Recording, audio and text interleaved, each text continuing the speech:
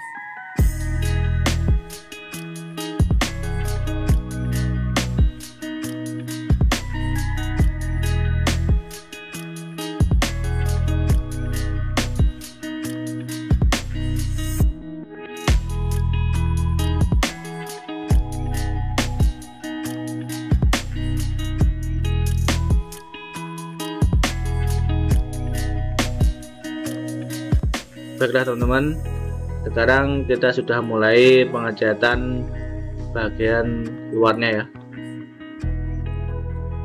Dan untuk pengecatan luarnya ini selengkapnya kita lanjut pada video selanjutnya. Oke, sampai di sini dulu perjumpaan kita kali ini. Semoga video ini bisa bermanfaat dan membantu teman-teman.